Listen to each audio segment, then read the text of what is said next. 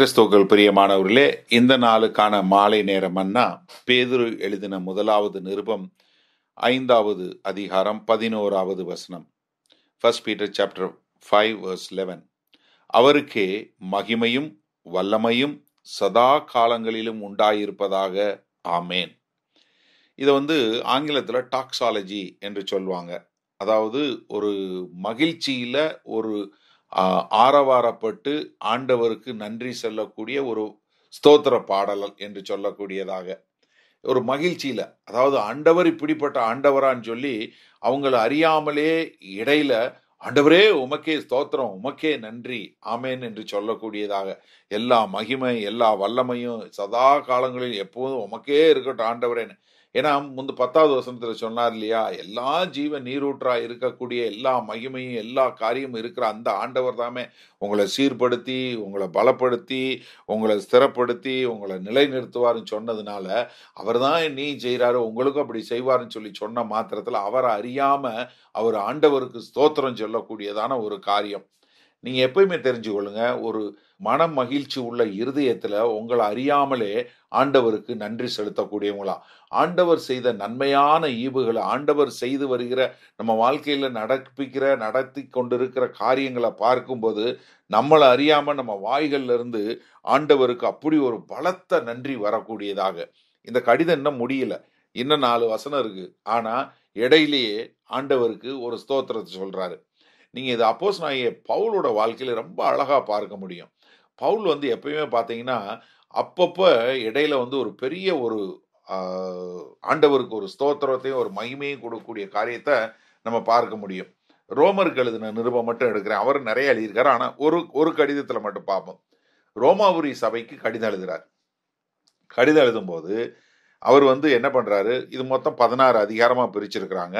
ஆனா நீங்க பாருங்க, இதுல 4 இடங்கள்ல இடையில இந்த கடிதம் எழுதும் போதே ஆண்டவருக்கு ஸ்தோத்திரம்னு இடையில பயங்கரமா ஒரு டாக்ஸாலஜி கொடுக்கிறாரு. 1வது அதிகாரம், 9வது அதிகாரம், 11வது அதிகாரம், கடைசியில 16வது அதிகாரம்.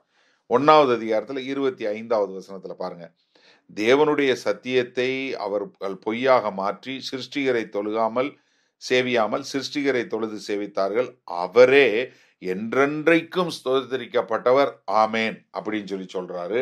அடுத்து 8வது அதிகாரத்துல ஒரு பெரிய ஆழமான காரியங்கள் எல்லாம் சொல்லிவிட்டு அடுத்து 9வது அதிகாரத்துக்கு வரும்போது இப்படிப்பட்ட ஒரு ஆசீர்வாதம் இருக்கு, என்னுடைய இன மக்கள் இதெல்லாம் அவங்க ஏற்றுக்கொள்ளலையே அப்படின்னு சொல்லும்போது 5வது வசனத்துல பாருங்க, பிதாக்கள் அவருடையவர்களே, மாம்சத்தின்படி கிறிஸ்துவும் அவர்களில் பிறந்தாரே, அவர் என்றென்றைக்கும் ஸ்தோத்தரிக்கப்பட்ட சர்வத்திற்கும் மேலான தேவன், ஆமேன் என்று சொல்லக்கூடிய காரியம். அடுத்து 11வது அதிகாரத்துக்கு வரும்போது மறுபடியும் இஸ்ரவேல் தேச மக்களை பத்தி சொல்லிட்டு யாரு தேவனுடைய அன்புல இருந்து நம்மளை பிரிக்க முடியும் அப்படின்னு சொல்லிட்டு, அதே மாதிரி பாருங்க ரோமர் 11:34 இருந்து பாருங்க, கர்த்தருடைய சிந்தையை அறிந்தவன் யார், அவருக்கு ஆலோசனை அறிந்தவன் யார், தனக்கு பதில் கிடைக்கும்படி முந்தி அவருக்கு ஒன்றை கொடுத்தவன் யார் அப்படின்னு சொல்லிட்டு, சகலமும் அவராலும் அவர் மூலமாயும் அவருக்காகவும் இருக்கிறது, அவருக்கே என்றென்றைக்கு மகிமை உண்டாவதாக என்று அங்கு ஒரு மகிழ்ச்சியில இடையில சொல்லக்கூடிய காரியம். அதே போல 16வது அதிகாரத்துல 25 27 வரை கடைசியா கடிதம் முடிக்கும் போது, ஆதி காலம் முதல் அடக்கமாயிருந்து இப்பொழுது தீர்க்க தரிசன ஆகமங்களினாலே அநாதி தேவனுடைய கட்டளையின்படி வெளியரங்கமாக்கப்பட்டதும் சகல ஜாதிகளும் விசுவாசத்திற்கு கீழ்ப்படியும்படிக்கு அவர்களுக்கு அறிவிக்கப்பட்டதுமாயிருக்கிற ரகசியத்தை வெளிப்படுத்துகிறதான இயேசு கிறிஸ்துவை பற்றிய பிரசங்கமாகிய என் சுவிசேஷத்தின்படி உங்களை ஸ்திரப்படுத்த வல்லவரும் தாம் ஒருவரே ஞானம் உள்ளவருமாய் இருக்கிற தேவனுக்கு இயேசு கிறிஸ்துவின் மூலமாய் என்றென்றைக்கு மகிமை உண்டாவதாக, ஆமேன். என்ன இது எதுக்காக நான் உங்களுக்கு வாசிச்சு காமிச்சேன்னா, ஒரு நன்றி அறிவு உள்ள இருதயம் என்ன செய்யும்னா, எப்பெல்லாம் ஒரு காரியத்தை நினைச்சு பார்க்கும்போது ஒரு அவுட் பர்ஸ்ட் என்று சொல்லக்கூடிய, தங்களால தாங்கிக் கொள்ள முடியாத அளவுக்கு வாயை திறந்து ஆண்டவரே உமக்கே ஸ்தோத்திரம், உமக்கே மகிமை உண்டாவதாக, ஆமேன் என்று சொல்லக்கூடிய காரியம். கடிதம் எழுதும் போதே அவங்களால தாங்கிக் கொள்ள முடியாத அந்த ஆனந்தம். இப்ப பாட அனுபவிச்சுக்கிட்டு இருக்க மக்களுக்கு எழுதும்போது என்ன எழுதுறாரு?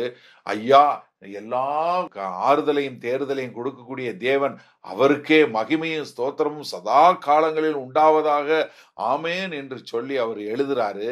காரணம் என்னவென்றால், அந்த நன்றியுள்ள இருதயம். இன்றைக்கு உங்களால எப்ப பார்த்தாலும் ஆண்டவருக்கு உங்கள அறியாம உங்க இருதயத்திலிருந்து நன்றி வருதா? ஆண்டவருக்கு ஸ்தோத்திரம் சொல்றீங்களா? ஆண்டவரே உமக்கே நன்றி, ஆண்டவரே உமக்கே ஸ்தோத்திரம், கனம், மகிமை எல்லாம் ஆமென் என்று சொல்லக்கூடியதாக, இல்ல ஒரு சில நேரத்துல நீங்க பிரசங்கத்துல ஒரு வார்த்தை கேட்கும்போது உங்கள அறியாம ஆமென் வருதா? இல்ல பாஸ்டர் சொல்றதுனால சொல்றீங்களா? ஏன்னா நீங்க யோசிச்சு பாருங்களேன். நிறைய நேரங்கள்ல நம்ம இருந்தோம்னா நம்மள அறியாமலே ஒரு ஒரு நல்ல ஒரு காட்சிய பார்க்கும்போது ரொம்ப ஸ்தோத்திரம்னு சொல்லக்கூடியதாக. நான் ஒரு சம்பவம் சொல்றேன். நாங்க மலேசியால இருக்கும்போது ஒரு நாள் ஸ்நார்க்லிங் போனோம். கடலுக்குள்ள உள்ள சின்ன சின்ன அந்த மீன்கள் எல்லாத்தையும் பார்க்கறதுக்காக. அது ஒரு கிளாஸ் போட்டு நாங்க பார்த்தோம். அது கடல் அவ்வளோ ஆழமா இருந்தாலும் என்னமோ பக்கத்துல இருக்கிறது போல இருக்கும். அவ்வளோ சுத்தமான தண்ணி. ஆனா மீனு ஒவ்வொரு ஷேப்பும், ஒவ்வொரு கலரும், அதாவது நம்மளால கற்பனை பண்ணி பார்க்க முடியாத வர்ணங்கள்ல மீன்கள் பார்த்தோம். அத பார்த்த மாத்திரத்துல, வாவ்! ஆண்டவரே எப்படிப்பட்ட ஒரு கர்த்தர் நீங்கள் என்று எங்கள அறியாம எங்க வாயிலிருந்து வார்த்தை வந்தது. அதுபோல நம்ம எல்லா நேரத்திலயும் ஆண்டவர பற்றி நினைத்தாலே நம்ம இருதயத்திலிருந்து என்ன வரணும்? வாவ்! ஆண்டவரே நன்றி, ஸ்தோத்திரம் ஆண்டவரே, உமக்கே மகிமை, உமக்கே கனம் என்று சொல்லக்கூடியதாய் நம்ம வாழ்க்கை ஆண்டவர குறித்த பிரமிப்போட இருக்கட்டும். நல்ல ஆண்டவரே, இந்த செய்தியை கேட்டுக்கொண்டிருக்கிற எனக்கு அருமையான சகோதர சகோதரிகள் ஒவ்வொருவரும், ஆண்டவரே இதோ அப்போஸ்தலனாகிய பவுலுடைய வாழ்க்கையில பார்த்தோம், பேதுருவோட வாழ்க்கையில பார்க்கிறோம். அவங்கள அறியாம ஸ்தோத்திரம் உமக்கே மகிமையும் கனமும் உண்டாவதாக என்று அவர்கள் அப்படி ஒரு அவுட் பர்ஸ்ட்ல உமக்கு நன்றி சொல்லுவது போல எங்கள் ஒவ்வொருவருடைய வாழ்க்கையிலும் வாய்களை திறந்து எங்களை அறியாம, ஆண்டவரே நீரே எல்லா துதிக்கும், எல்லா கனத்திற்கும், எல்லா மகிமைக்கும் பாத்திரர் என்று சொல்லக்கூடியதாய் ஒரு நன்றியுள்ள மக்களாய் எங்கள் ஒவ்வொருவரையும் மாற்ற வேண்டுமாய் இயேசு கிறிஸ்து நாமத்தினால் ஆசீர்வதித்து ஜெபிக்கிறோம். ஜீவனுள்ள வல்ல பிதாவே, ஆமென். கர்த்தர் உங்களை ஆசீர்வதிப்பாராக. நாளை மாலை சந்திப்போம்.